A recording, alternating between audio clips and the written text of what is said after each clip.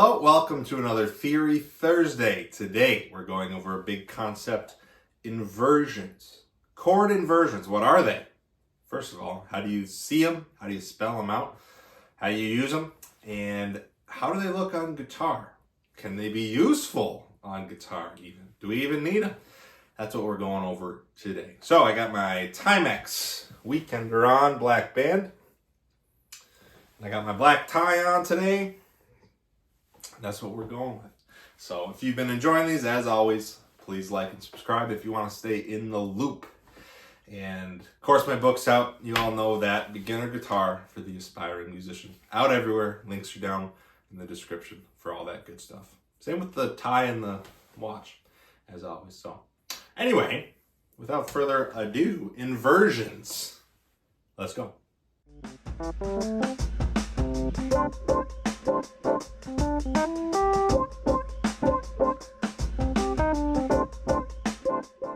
Hello, welcome back to the whiteboard. Today, as you know, we're talking about inversions.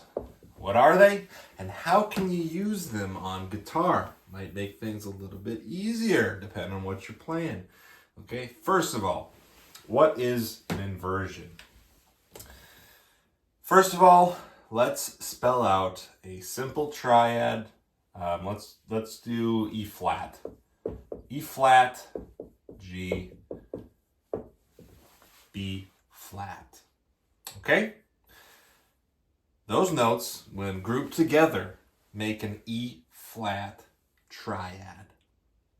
Okay?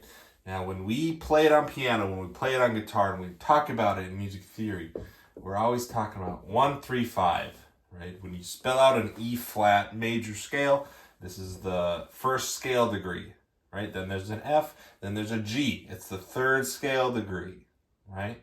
Then there's an A flat. Then there's a B flat, the fifth scale degree. So 1, 3, 5. That's the triad E flat, all right? We always talk about E flat being the root note, the first, right? Think about when you play a G on guitar, right? The bottom string you're playing a G.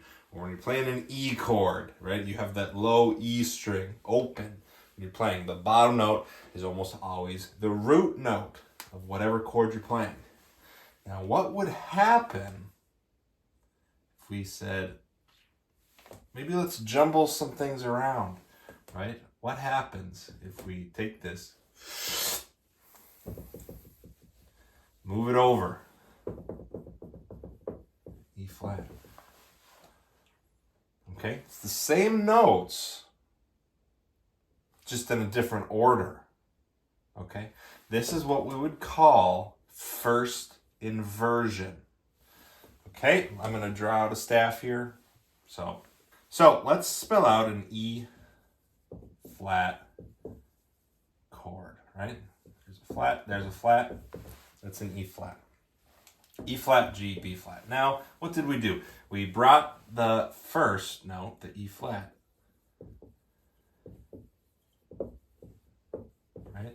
Same notes, but on the bottom of the chord is a G, okay? First inversion. So this is root position. This is first inversion. Let's do it again. Let's bring the G on top. All right, now we have the third. This is a 5. We have the third on the top, okay? So we have a B flat in the bass. We have an E flat in the middle, and we have a G on top, okay? This is what we would call second inversion. Now, if we did it again, we'd be right back where we started, right? E flat on the bottom, G, B flat. Okay, so it's a cyclical thing. Now, if we were playing a 7th chord, we could do one more inversion, right? Because there would be a D flat in here, and then we could do it again. But just for the sake of theory and diagrams and just understanding what it is, that's what inversions are. It's the same chord. You're just switching out what note is on the bottom. Okay? Now, how you would see it in music. When you're playing along with whatever song you're playing, you might see, right, an E flat chord with whatever music you're playing. Sometimes, you see this, right? E flat slash G. What does that mean? That is first inversion. What this is saying is you're going to play an E flat chord, but on the very bottom, the root note, the bass note, the bottom note is going to be a G, right? E flat over G. Okay, that's what we would call first inversion. It could very well also show up like this. Second inversion. You're going to play an E flat, but on the bottom, you're going to play a B flat, which we know is the fifth, right? Second inversion. Now, I don't want you to get confused. Sometimes there is, like, you could see this with this, right? C is not in the chord, but that's not to say you can't play this, right? It's just not an inversion. So we know C is not in an E flat chord, but you can still write this out. It just would be considered an inversion of an E flat chord, okay? So how does this help us? Why do we need to know it? Does it even matter on guitar? I'm going to draw a chord chart here, so I'm going to skip ahead. Okay, let's set up a little hypothetical situation here. Here's our target chord right here, B flat 6-9, okay? B flat, mute the A string, you're gonna bar 2 strings here, and top string here, B, you're gonna mute the E string, okay? So you got a B flat, you got a G, you got a C, you got an F, that's a B flat 6-9. For those who wanna know, this is your second finger. First finger is barring these two, and your ring finger, your third finger, is playing the F. We're tasked with, in the middle of a song, the chord right before this says F. Okay? And in the song, it has the note F at the top in the melody line, just like this does. The top note is an F. Okay? Now, we don't want to play the E shape down on the first fret, because we'll then need to slide up to the B flat 6-9, and for whatever reason we don't want to do it. Let's talk about how we would get to from an F chord over to the 6-9. Okay, so first of all, let's map out what this would look like if we wanted the F at the top.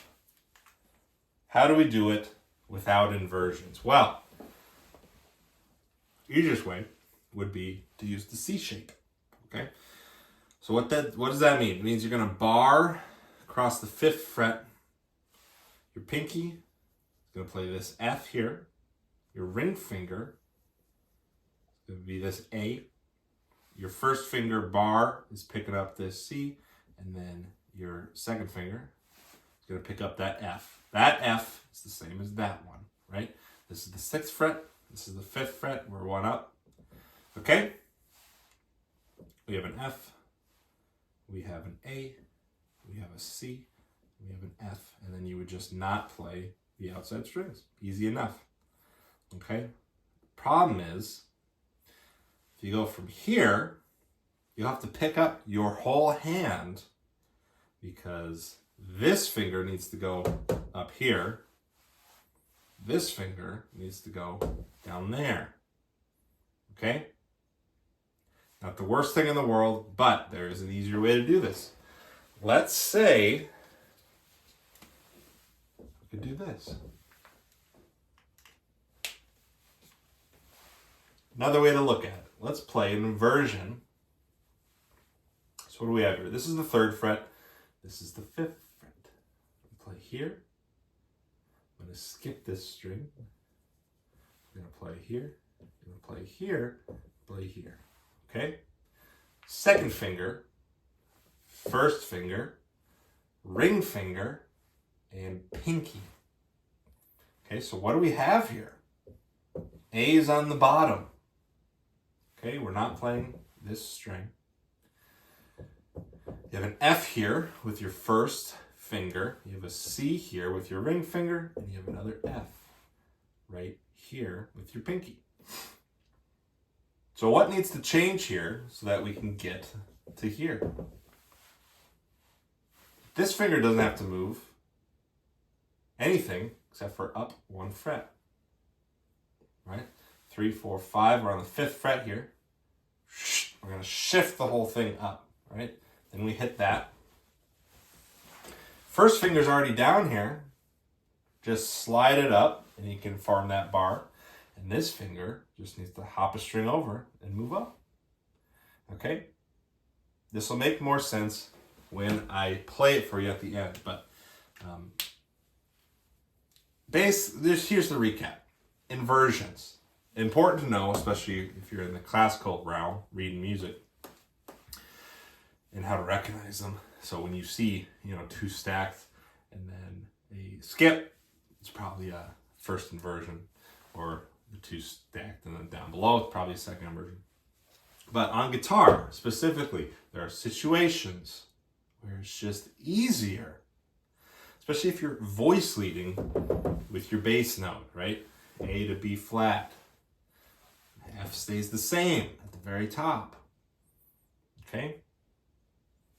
Let's go listen to it. You'll hear it on the guitar. The target chord, B flat 6, 9. Right here, right? Second finger on your B flat. We're skipping the A string. First finger is hitting the G and the C, and your ring finger is hitting the F, and we're not playing the top E string. Okay, so going back to our theoretical piece of music here, we're going from an F to the B flat 6, 9. But we need to keep this top F in the melody. So we can't go down here and play this and then bring it up. We still have an F in the melody, but then we have to slide up to grab that. Okay, so in the first example I showed you, you could do the C shape. That has the F in the top. But then what has to happen? This finger has to bring all the way up here. Pinky comes off. Your ring finger has to go down. Right? And you're hitting your B flat 6, 9. But the amount of movement here, it's just not fast. Right?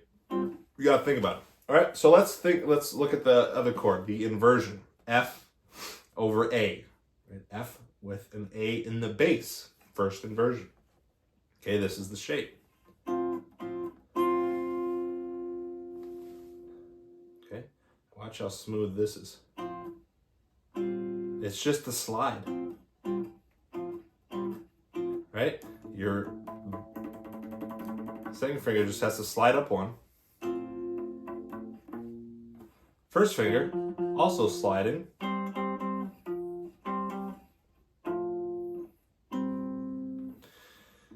Your pinky just gets out of the way, and your ring finger just has to hop a string.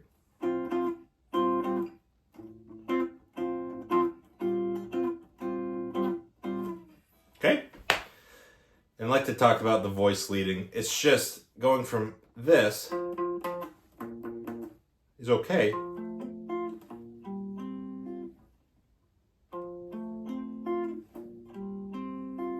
But it's not as sweet as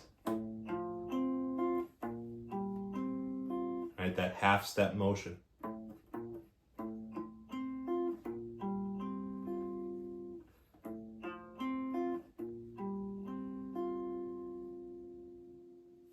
Just very brief overview of inversions.